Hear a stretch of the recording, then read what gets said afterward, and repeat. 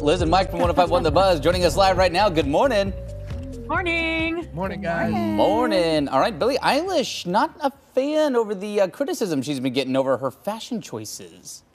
Yeah, she took to her Instagram story basically to say you're darned if you do and you're darned if you don't. Because apparently, you know, she said for 5 years she was heavily criticized for dressing quote unquote boyish.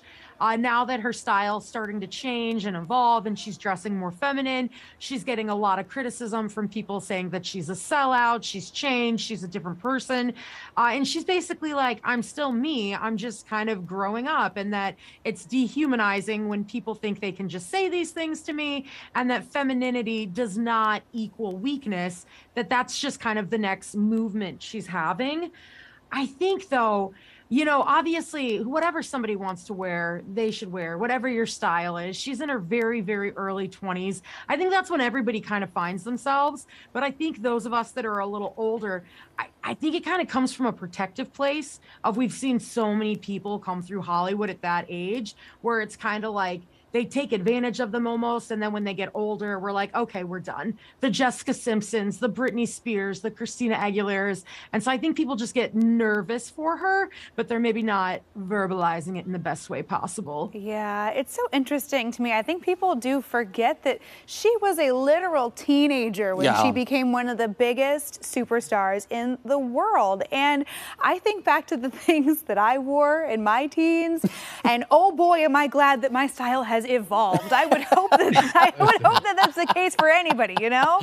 Emily, if you go through all 4 years of my high school yearbooks, it is like a roller coaster of styles, and my style's still evolving. I'm only a couple weeks away from getting myself back into some cargo shorts and popping on a pair of Grillmaster 5000s. I love that. He's got the Ed Hardy. Don't let him play you like he's got dad fashion. Oh, he pulls out Ed Hardy.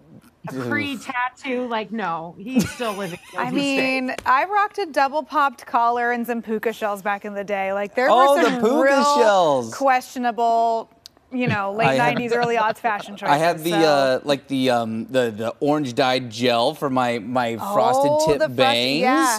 Wasn't that gel called like ice or something like ice? Yes. All the colored ice gel. It was. It's exactly what it was. That was before high school, but high school was like American Eagle and all ice that was stuff. Literally like glue for your hair. It was so thick. Totally was. Look at this orange glue for your hair. I wonder if that's going to make a comeback, because a lot of Y2K fashions are making a comeback right now. It ice probably might not be will. far behind.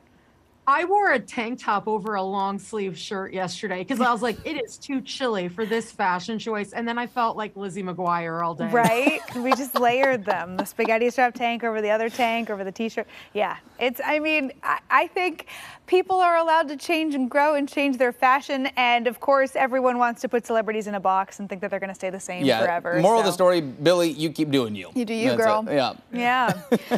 Well, apparently, Robert Downey Jr. did not have Iron Man in his sights when he first auditioned for the Marvel Universe. What?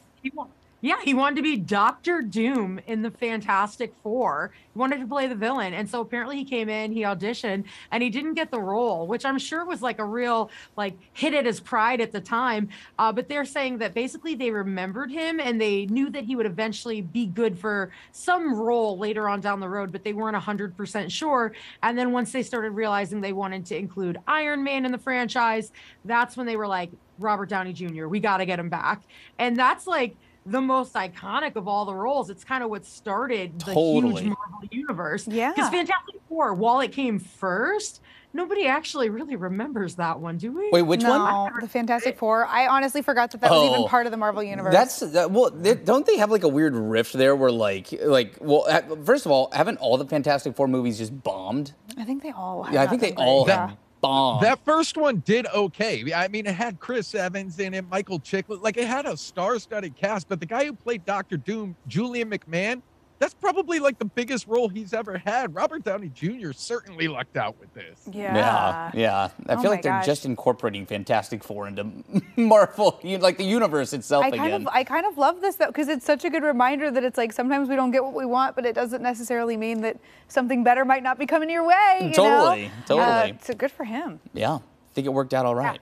I think so. I think he's going to be okay with his millions and millions of dollars. He'll be just fine. Yeah, I think he's sitting on Marvel money. His house might look like Tony Stark's house in the movies. All right, guys. We'll see you later. Thanks, guys. Have a good one. And you can listen to Liz and Mike every weekday morning on 105.1 The Buzz.